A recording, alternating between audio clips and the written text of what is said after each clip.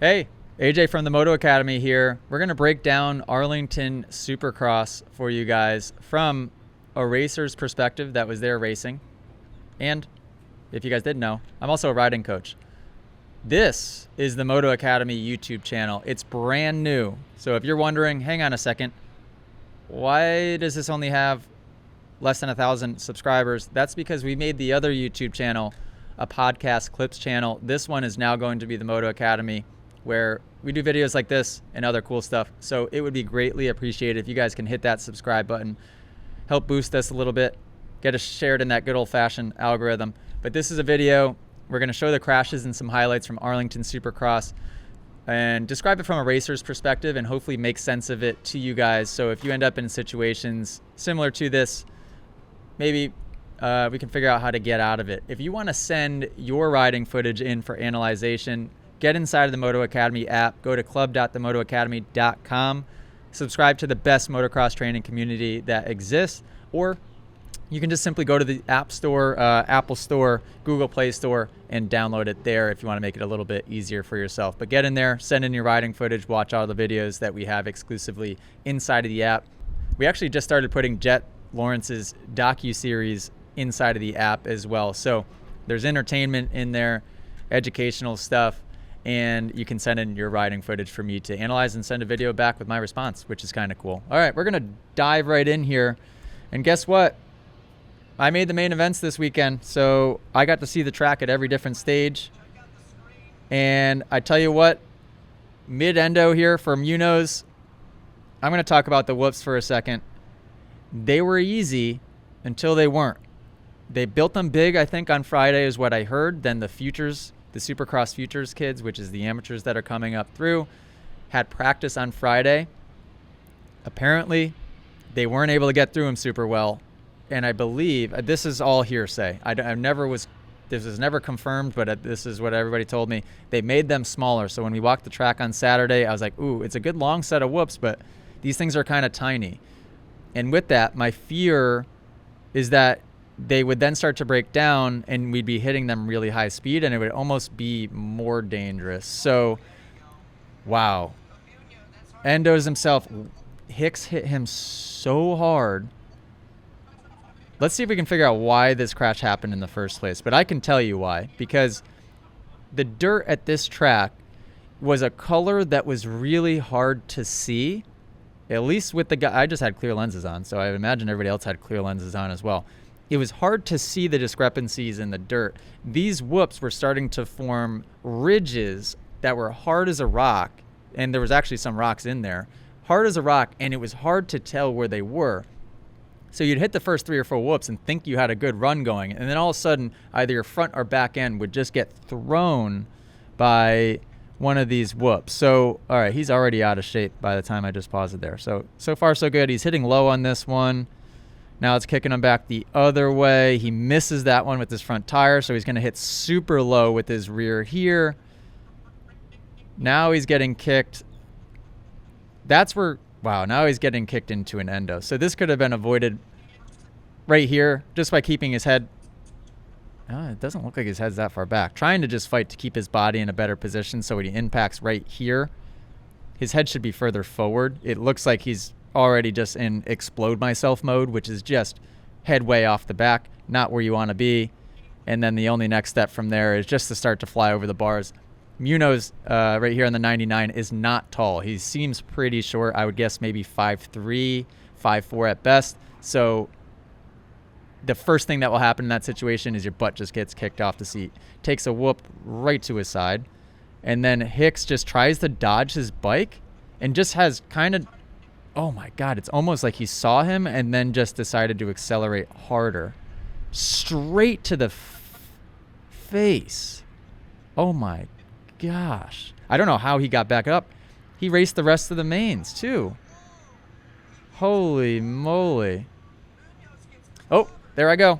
Check me out. Let everybody go on the start. We're just cruising in dead last, but this is why. How many people did I just pass right there? I just passed 3 people down in the whoops. That's my strategy.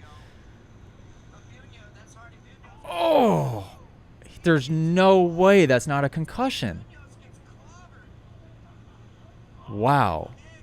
Hopefully the Alpine Star medical crew checked him out to make sure he didn't have a concussion, because that's wild. All right, moving on. By the way, I haven't seen any of this because I haven't watched the race. I was in the 250 class, so I didn't see what happened there. And when you're out there racing, things are so hectic and you're trying to recover in between rounds. I didn't watch the 450 class either, so I haven't seen anything just yet. All right, foot slipped. Oh, okay. Wow. Great save for what that was. I know he crashed, but let's go from the beginning here in slow motion. He's off the back way too much right at the beginning. That's what I will say. On this whoop here, he's already a little too far back. So that's going to start to want to buck him over the front. And that's what causes his foot's already off now. And you can survive when your foot falls off in the whoops. If you have good core strength and you're gripping really good with your other foot, you can sometimes save yourself, which he kind of does. His butt now ricochets off the seat. Good strength to kind of get himself back into position. He finds the foot peg again, still getting bucked off the seat, but manages. He's strong. He's proven multiple times this season already that he can save what could have been very well could have just been a huge pogo stick straight over the front. Then nose bonks it and just, that was really, really well done. Sorry, guys. I just want to watch it one more time through. Really well done. I mean, most riders, and his bike's set up pretty well, too, to not kick him over the front any more aggressive than that, to be honest. All right, next clip. Whoa! Wow, great save from Hunter. How did he... That's the benefit of being slightly taller. Most guys would have tipped over in that situation. Good run in the whoops. It's amazing. That's one thing I will say about the Jet and Hunter setup. Their suspension is so good on those bikes. And granted, they also have perfect technique in the whoops, but they just track really straight. Like, look at how straight his bike tracks through there. Good clean move. Could have got super aggressive there. This wall jump was really fun. Nice. Whoa. Okay. I heard about this. I haven't seen it yet. Oh, stalls it.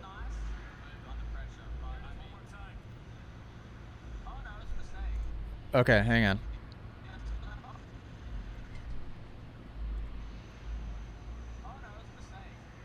Yeah, I think I think Jet announcing might have thought at first that was... Oh, a lot of good replays here. Thought that was intentional. I don't think a guy wouldn't really do that intentional there. Thrasher is that Thrasher? 100% not intentional. What I will say is that when you hit the face of that jump, it was such a quick transition and you'd be hitting it really fast. It was very easy for the suspension to want to deflect you left or right. I found two things on that jump. One, I couldn't time it for the life of me. I kept overshooting it and casing it. And I also would get deflected in a weird way to where it would either send me left or right, and I couldn't tell which one it was going to do until it was too late and I was in the air. So with that, I never put myself in a position to where I went side by side with somebody off that jump because I didn't trust that they would stay straight. So Hunter had a lot of courage and trust in Thrasher that he was going to keep it straight here, and he didn't. It wasn't intentional. It could have happened to absolutely anybody. Good move here. First of all, Hunter cutting to the right and jumping that. But you can see, so right here, Thrasher goes to scrub the roller. He probably knows at this point that Hunter is coming up on him, so he's trying to scrub this roller as fast as he can, but watch his front tire. His front tire catches more air than he had anticipated and doesn't drop until he's on the jump face. Not to mention his knees are a little far forward in this circumstance. So that's going to make the front end completely bottom out. Where if you watch Hunter's bike, watch Hunter. Yeah, that's a perfect example, actually. So you watch Thrasher's bike, front fender all the way to the front tire, and he's not even halfway up the takeoff yet. That's going to deflect you. If you watch Hunter's bike, he lands perfect. He's in the stroke of the suspension. It's a lot easier to predict where that bike's going to go when you're in the stroke of the suspension like that. Hunter actually got very lucky and crashed extremely gently considering. So, yeah, just racing incident if you want to consider it that. But that simple breakdown, how Thrasher could have avoided that is when he scrubbed the roller, make sure that the front tire stayed on the ground, then he didn't drive himself into the jump face so that the forks could work the way that they needed to work, and your bike would shoot the way that you would want it to shoot. All right, next clip. First of all, check me out. Sick start, unbelievable start. This backstory behind that, my dad sent me a text after the second main event, and he said, hey, the gate's dropping on 3 seconds every time. You got nothing to lose. Just count to 3 and go. And I was like, oh, yeah, I guess that sounds like a good idea. Sure. Why not? I'm going to have an all the way outside gate. I'm going to count to 3 and just see what happens. Guess what? My dad had the count wrong. So we went, and the gate didn't drop yet. I went right into the gate. So by the time I got to the first turn, I saw Hunter on the ground. You could probably even see me. Yeah, I glance over, and I'm like, oh, that's Hunter. That sucks. Whoa. Wow. Tell you what, another circumstance of these Lawrence brothers are freaking built tough. Like, dude, the bike is just on him spinning. Look at, he's just in a planking position, holding 2 bikes up in between him. Super lucky that the tire wasn't spinning on him. He wasn't caught up in the chain or anything like that. And then when I saw him at the end of the race, his clutch perch was dangling off the bike. But when he got up just then, his clutch perch was still intact. So I don't know when exactly his clutch perch fell off. Yeah, okay. I mean, as normal of a first turn crash as you could have as far as nobody doing anything out of the ordinary or dangerous. That's just Hunter staying on the gas really deep into that turn. I probably would have already let off by this point. But he's not driving in too deep or anything too crazy. Jordan Smith kind of tries to close the door a little bit, and I think it was just, it looked like it was just Hunter making a little mistake. Wow. Yikes. All right, well, I'm glad he's okay. Still get third overall on a night like that. That's not too bad. All right, next clip, Mosiman crash. Ooh. Oh, my God. When did this happen? So that's just front end washout. Mosiman is known to ride a little bit with his elbows down in the corners. I will say this whole track, but this corner especially, was pretty darn slippery. So it was easy to have this happen. 2 things that would cause this. 1, not enough weight in the outside foot peg, but then upper body instability. So if your elbow begins to drop at all, it's going to cause all of your body weight to fall to that inside and make that front end just over exaggerate that washout, right? So what I would do is when I would land that double single to the inside, I would sit down, but I would sit down with all of the weight into my left foot to the point where like I wasn't even really sitting down. It would appear that I was, but all of the weight was into my foot to make sure I actually had some bite into those tires. What was really impressive is when Cooper Webb was actually able to triple those rollers and still make the inside line somehow, which is really, really impressive. All right. We got another crash here. Oh. Everybody was lawn darting off the right side of the whoops, and you can just see these ridges, almost like blue groove, and these were not forgiving in that. Like when you hit them, you felt them, and they didn't move. Oh, wait, that's me right there. I was going to say, in the third main, I was really struggling. Wait. Yeah, race 3. Okay. So in the third main, I was really struggling to just find out where to go on the track. Everything was destroyed. I'm like, oh, I don't know where to go. Everything feels horrible. But every time I would get passed or lapped by somebody, they would immediately explode themselves and crash. So I witnessed so many different crashes. Will they show this in slow motion?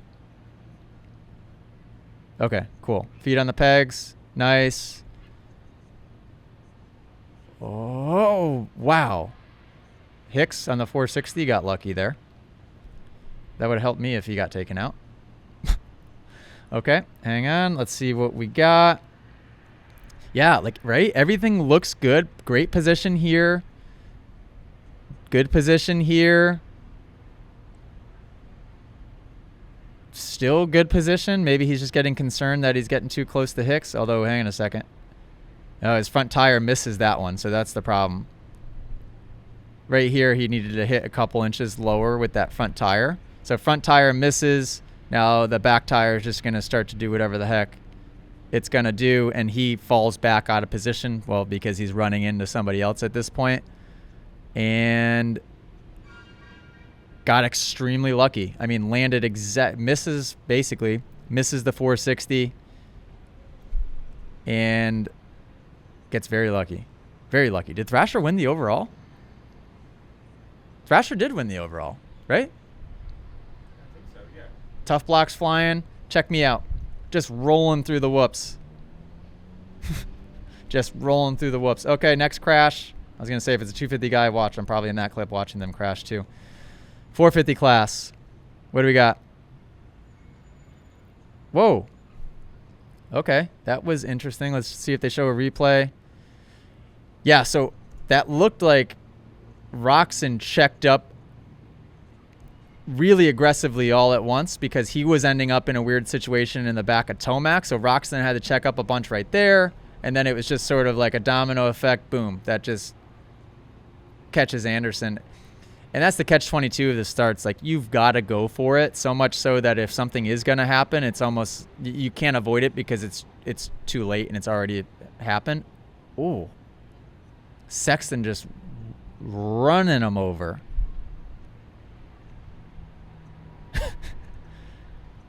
Oh. Man, it's crazy that guys in this sport can just get run over by bikes and then just don't even feel it. A 450 just ran him right over. All right, 3-3, skim out. So far, so good. I don't know what I'm watching. Oh, this is just the pass for the lead in that last moto, isn't it? Okay, so Harlan on the 78. I have seen this clip because I watched the third moto of this race. This was the only one I watched actually on TV. Sexton did what he should have done there. He went inside, and then Harlan was so busy just trying to figure out, looking back, how he could avoid them that he got in the way. You can't put the blame on the 78 here because he was off to the right here, which is what you would have wanted to do, or he was trying to get to the right because in the main event, I pulled over for Hunter here at one point. Getting to the right was probably the best bet on a lap-to-lap basis, but he started getting to the right and probably at this point is like, oh, I hear a bike. Where is he? Turns around, and then he's just in their way. And actually, you know what that reminds me a lot of? I think, didn't Dean Wilson get in the way of a Cooper Webb and Roxon battle in the last lap, and Webb got the advantage there too, right? Man, Webb on those last few laps, he'll just come for you. This was a really good track for the KTM, by the way. With it being slick like that, you could see even as Webb is hitting those square edges and even as he's doing it kind of decelerating here because he sees the crash, that bike stays so planted, where a lot of bikes in that situation would start to dance a ton. Wow. Okay, so is this third race too? Yeah. Okay, so I saw this crash. That is overriding the track for what it will allow. I think I talked a little bit about this in one of the breakdown videos from maybe it was Oakland or one of the last videos. Sexton has been guilty of this entire season, of either riding a little too fast for what the bike can actually handle or a little too fast for what the track can handle. So I saw a highlight clip of him passing Plessinger in the same corner in one of the previous races, but the difference was there was a rut.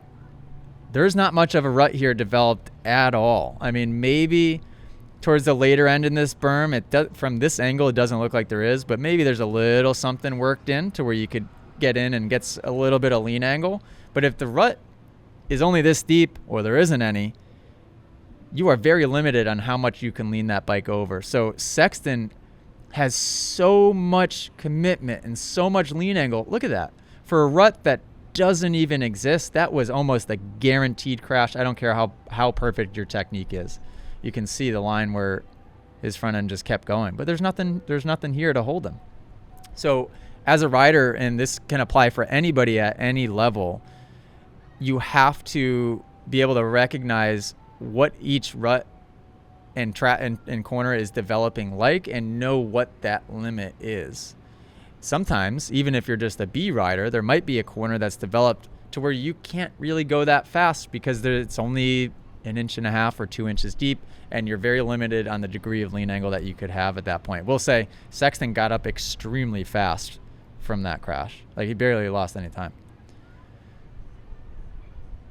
This, honestly, that right-hander after the bridge was the most difficult part of the track for me the entire night. It was so slippery, and what these guys were doing is they were landing on the throttle and essentially steering with the rear around that entire right-hand turn. The difficult part with that is steering on the rear consists of breaking the rear tire loose just enough to do a controlled drift, right? If you're trying to land a steep jump, by the way, the landing of these bridges are straight up and down. I don't know if it looks like it on TV, but when you walk the track, you can barely walk up and you can barely walk down these things without killing yourself when you're walking. That's how steep they are. So if you're trying to land sitting down and hard on the throttle to steer with the rear and to break that tire loose, you're also dealing with that suspension compressing and unloading. I mean, so what happens is he lands a little deep. I know it doesn't appear to land that deep, right? But he would have wanted to land with the rear tire in a perfect world right where my mouse is coming across right here. And he doesn't land, still hasn't landed. There we go. Back tire lands here. So he's overshot his mark by 3 feet, I would guess. So what that's going to do is that's going to throw off the entire timing of when that bike has time to compress and when that suspension will then come back up and rebound. And he doesn't, this is almost kind of what Sexton has done the last few races when he's made mistakes. He doesn't anticipate that the bike's going to be working a little bit different. And I think he tries to just continue about his business how he would if he did downside it. And then the whole bike just, wow. He got lucky too. Yeah, such a difficult turn. Such a difficult turn. But again, just like Thrasher's cross jump, that's a matter of timing and making sure that you are either landing or taking off in the exact spot that you want to be so that the bike works the way that it needs to. Or the track was so slippery that if you didn't have that traction, it doesn't matter how good your technique is, you wouldn't be able to save it. All right, guys. So there's your breakdown. Arlington Supercross from your favorite motocross coach, Albert from the Moto Academy. And yeah, we were out there in the main event. So it's a perspective of a guy that was out there on the track to be able to give you that different perspective of exactly how things were breaking down and what that track was shaping up like. And yeah, hopefully trying to make sense of why these crashes happened in the first place. So make sure you guys subscribe to the brand new channel. It would help us greatly and would be much appreciated. And subscribe to the Moto Academy app. Download that app in the App Store or go to club.themotoacademy.com where you can send in all of your riding footage for me to hop in there and analyze myself. It's basically like a one-on-one lesson inside of the app. All you have to do is have your friend, parent, girlfriend, sibling take a video of you at the track, fire it on through, and I can give you breakdown and exact plans to progress and move forward in your own riding. Okay, well, lips are chapped. I'm tired. I'm starving. I'm actually getting pretty cold, and I got to go take off and go ride Daytona this weekend. So we'll see you for the Daytona breakdown. Okay. Toodaloo.